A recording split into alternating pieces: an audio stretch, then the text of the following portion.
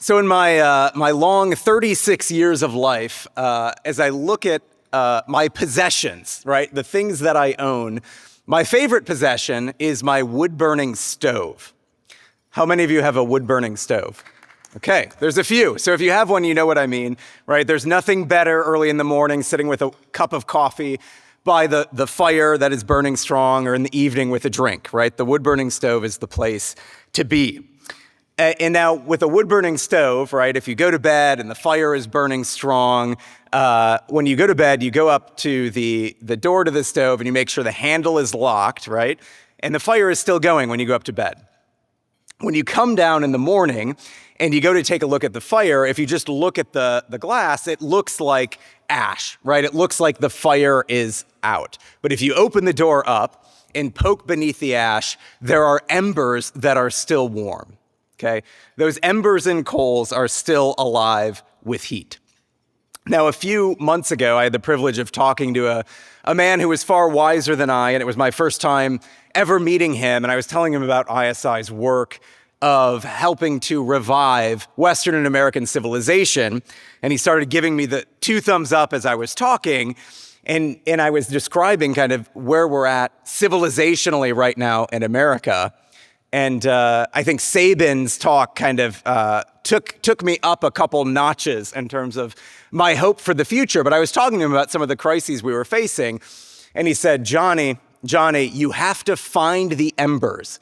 You have to find the embers of Western and American civilization, right? These are the treasures going back to Jerusalem, Athens, Rome, London, Philadelphia, maybe Constantinople, right? There's a few other cities that could perhaps be worked into that list, but you have to find the embers and bring them back into life. And that is what we are doing at ISI. And the firekeepers at ISI are our professors. It's our network of 3,000 faculty members across the country who are tending the fire on their campus, who are inviting students in from the cold and the dark to gather around the warmth of the Western tradition. And that is an important task. That is a sacred duty. And that's a duty that you all share in this room in your own vocations, in your own families, in your parishes, in your local communities, and some of you even at the highest levels of American government.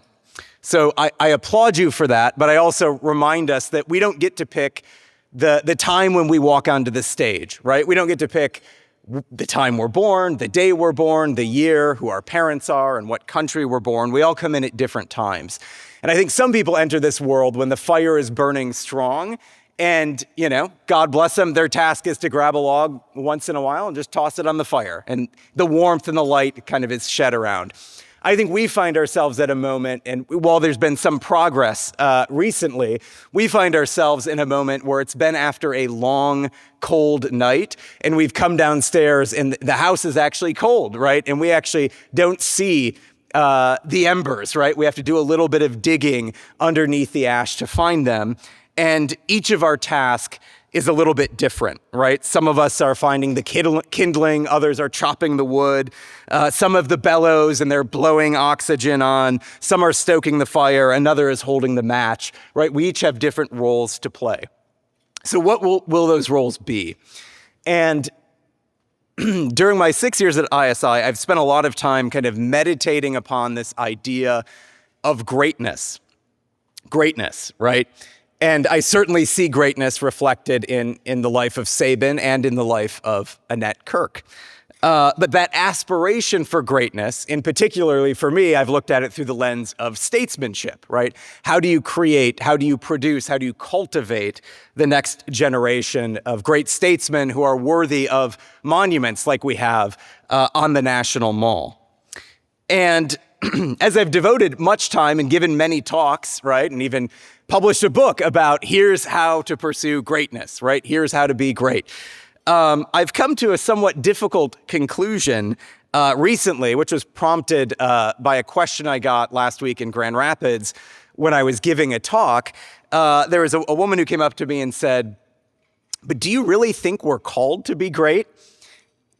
are we actually called to be great? Or are we called to, in our individual vocations, to build something beautiful where we're at? And for some of us, that will be at the highest levels of government. In others, it'll be, building a beautiful home, maybe in Grand Rapids, Michigan, right?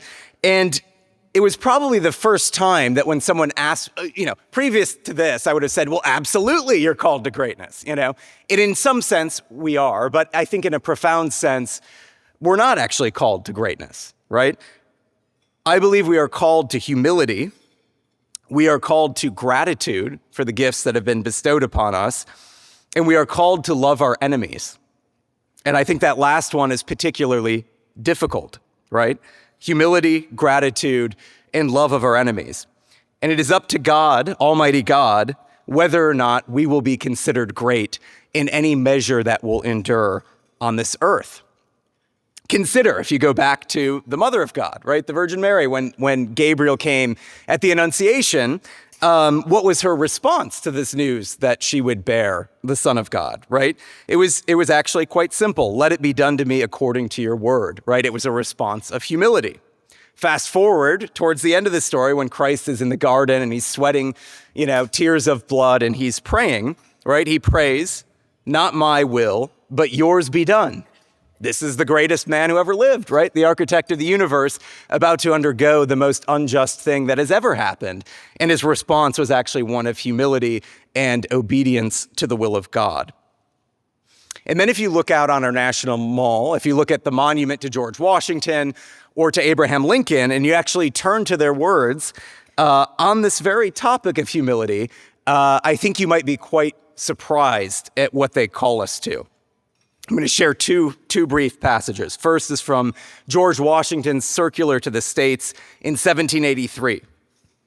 He says, "I now make it my earnest prayer that God would most graciously be pleased to dispose us all to do justice, love mercy, and to demean ourselves with that charity, humility, and pacific temper of mind, which were the characteristics of the divine author of our blessed religion.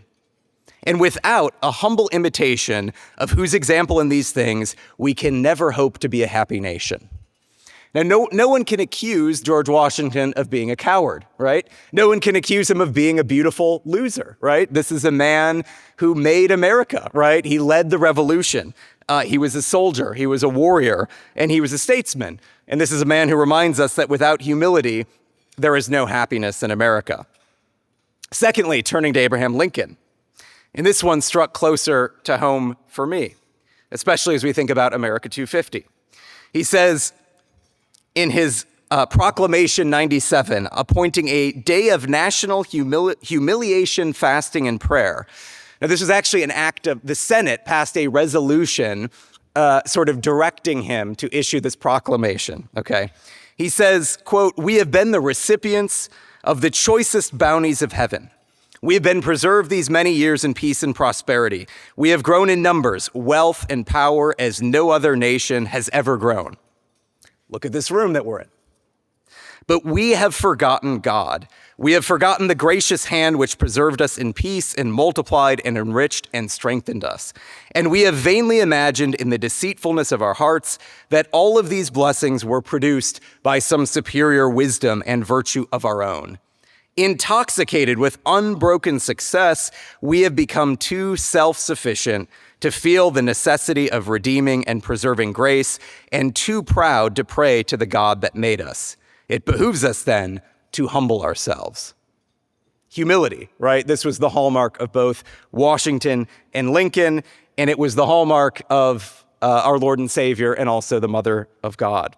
So if we want to be in good company, right, this is the path that each of us must walk in our own lives. And if by God's grace, he chooses to make this nation great for another 250 years, may it be blessed. Thank you.